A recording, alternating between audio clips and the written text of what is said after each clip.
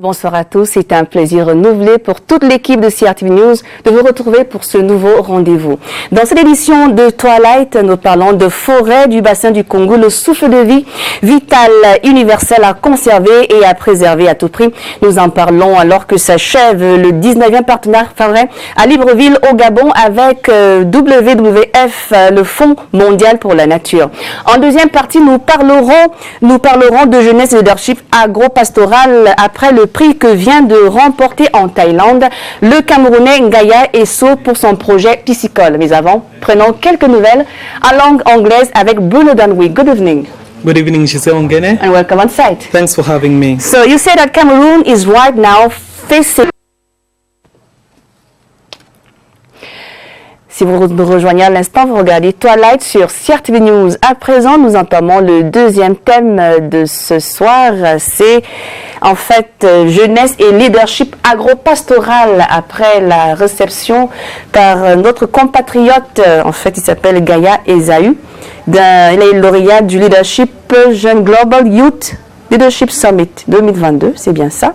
Bonsoir Esaü. Bonsoir, merci. Dites-moi, Esaü, ça vient d'où? Esaïe, c'est de la Bible, Esaïe de la Bible, oui, le frère de Jacob. D'accord. Les jumeaux. Moi également, je suis jumeau. Mon jumeau, c'est Abiathil Israël. Oui. Justement. Israël, ange de la vie, Azraël, ange de la mort.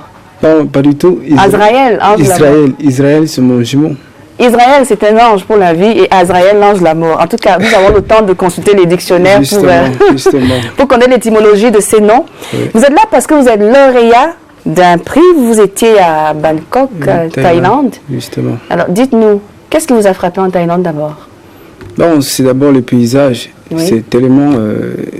C'est tellement une ville touristique. D'abord, Bangkok, c'est une ville tellement touristique, avec les architectures, les villes, les quartiers chinois et tout. C'est tellement beau à voir. C'est une vie à mener, en fait. D'accord. Dites-nous, Global Youth Leadership Summit 2022, comment est-ce que vous êtes arrivé là? On vous a sélectionné comment? Bon, je suis arrivé là parce que comme je collabore avec autant d'écrivains, également je suis écrivain justement, comme je collabore avec autant d'écrivains sud-coréens, des Italiens et tout, et là, bon, chaque année, le président de ce global, il lance un appel à projet. D'accord. Il lance un appel à projet de jeunes partout dans le monde qui excellent dans des domaines. Comme moi je fais dans la littérature, là, il y a eu des écrivains qui m'ont proposé alors de postuler. De postuler avec mes activités littéraires, également avec mes activités, mes projets, justement, avec mon projet, les groupes Giges, que je suis le promoteur. Et là, j'ai postulé. Tout d'abord, ils m'ont demandé de faire le rapport général de toutes mes activités littéraires. D'accord. Alors, comme j'ai commencé en 2020, le rapport de toutes mes activités, les dédicaces, les sorties médiatiques, les cafés littéraires, tout ce que j'ai fait avec la littérature, avec mes ouvrages que j'ai publiés. Donc là, j'ai postulé. Ils m'ont demandé si je suis le promoteur d'un projet. Oui. Et là, comme justement, j'ai un projet qui est un groupe qui constitue autant de départements là-dedans. J'ai postulé, j'ai également... Alors, Giges, agro-pastoral, fait dans la pisciculture, Giges, ça veut dire quoi? Plutôt les groupes Giges, en fait, c'est pas agro-pastoral, voilà. Bon, le groupe Giges, qui est un département qui constitue... est un groupe d'abord qui constitue plusieurs départements. Plusieurs départements, maintenant, nous avons par exemple les groupes... nous avons par exemple le département groupe académie, qui fait dans la formation, en automobile, c'est-à-dire pour avoir le permis. Une auto-école, justement, et en plus de ça, nous avons le département Giges Fils qui fait dans la pisciculture. Oui. Nous faisons dans la pisciculture, nous collaborons avec des pisciculteurs, nous rencontrons des acteurs de ces secteurs halieutiques, nous tissons des relations, nous faisons dans l'échange de services, en fait, c'est-à-dire collaborer avec eux, prendre les produits, c'est-à-dire les aliments pour les poissons, et nous livrons à des pisciculteurs. Les alevins, oui. Justement, pour les alevins. Et également, nous faisons dans la reproduction artificielle des poissons.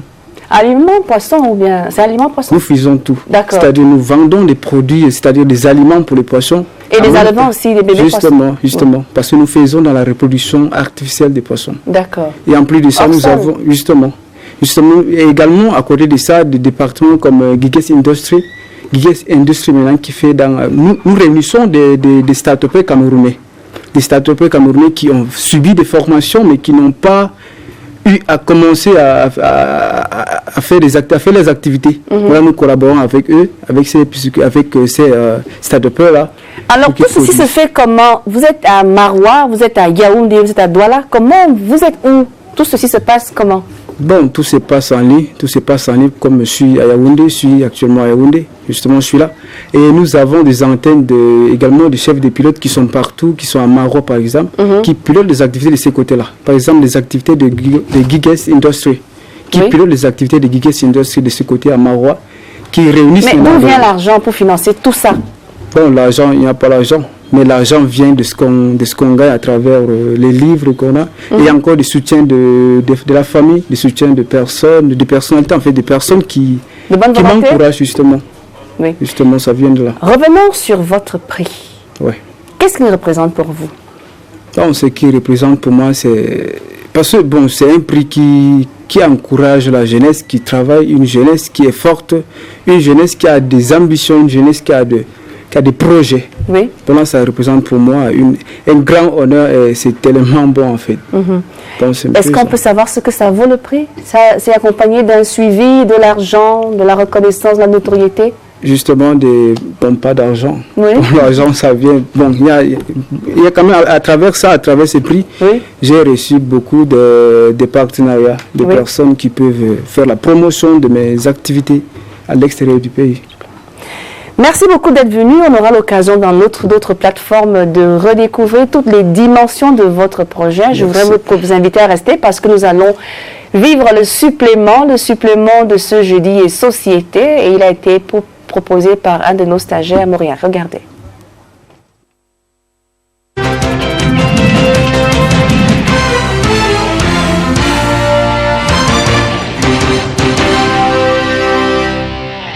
Oui, adjudant chef de données. Rassemblement des JSP. Oui, tout de suite. Comment? Ça ne pas le pot? Comment? On emporte! Ils sont tout petits et bientôt on les appellera les jeunes sapeurs-pompiers du Cameroun. Des enfants qui subissent en cette période de vacances une formation au sein du 10e groupement des sapeurs-pompiers de Mbumane.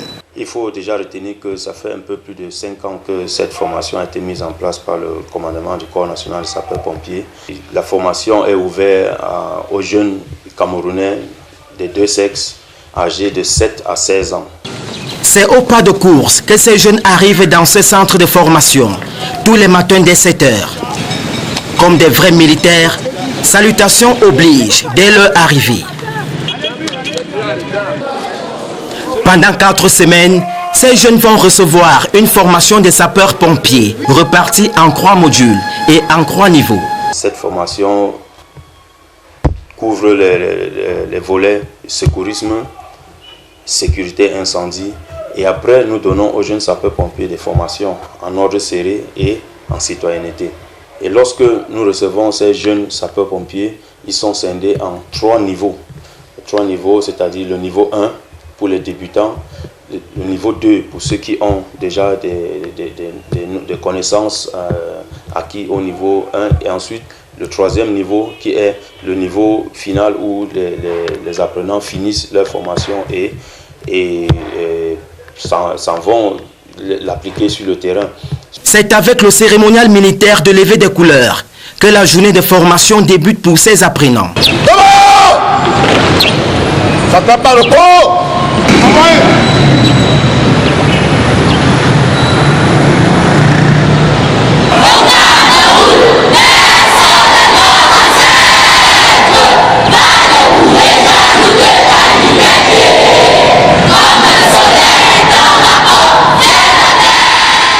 Des mots de bienvenue de leur encadreur leur sont donnés pour les galvaniser et les éloigner du stress. Bienvenue ce lundi, 3e semaine de votre passage ici, chez nous à Mbumane. Avec des vives voix, ces futurs soldats du feu exécutent des chants militaires audibles à plusieurs kilomètres.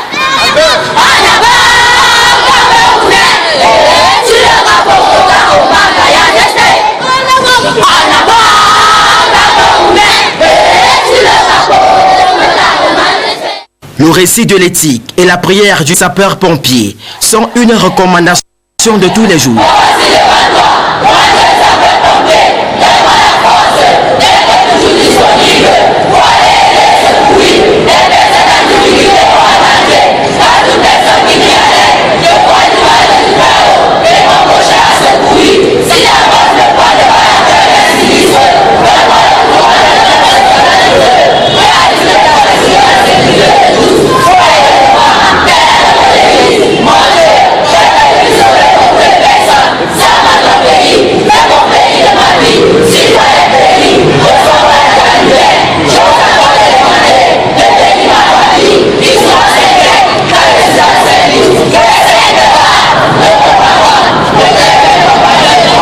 Tous les matins, avant l'entrée en atelier, les formateurs se rassurent que tous ces jeunes soldats ont des ongles taillés, portent un pull vert et des chaussures bien fermées.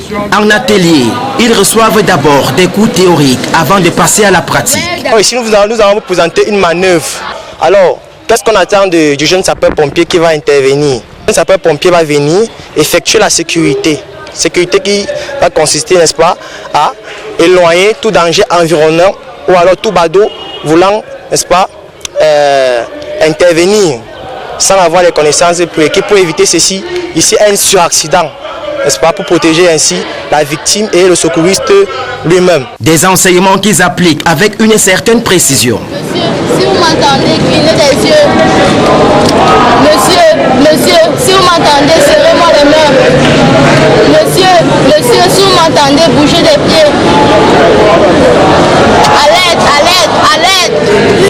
Lorsqu'il est 10 heures, les futurs sapeurs-pompiers bénéficient d'une pause de 30 minutes pour leur permettre de récupérer après quelques heures de manœuvres militaires.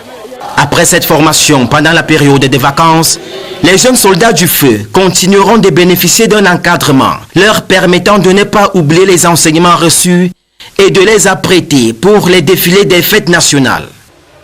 Bien, puisque les jeunes sapeurs-pompiers participent aux célébrations de la fête de la jeunesse et de la fête nationale du 20 mai, lorsque cette période arrive, nous rassemblons les jeunes sapeurs-pompiers ici au poste de commandement pour les recycler en ordre serré et au défilé afin de les préparer pour ces différentes célébrations. C'est pour ça que vous allez voir dans le défilé du 11 février, les jeunes sapeurs-pompiers y participent, et également dans le défilé civil du 20 mai, les jeunes sapeurs-pompiers également participent à cette célébration. Au terme de cette formation, ces jeunes recevront des attestations qui feront d'eux les jeunes sapeurs-pompiers du Cameroun. Est-ce que ça suit? Ça suit, sergent.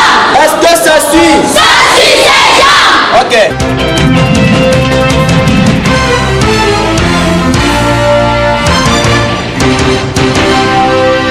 Félicitations à ces vacanciers futurs volontaires au secourisme. Mesdames, Messieurs, Twilight de ce jour prend fin. Cette édition a été préparée avec la collaboration des élèves de l'École supérieure des sciences et techniques de l'information et de la communication, ESTIC et bien d'autres. Merci d'avoir suivi. Restez en compagnie des programmes de CRTV News. À la prochaine.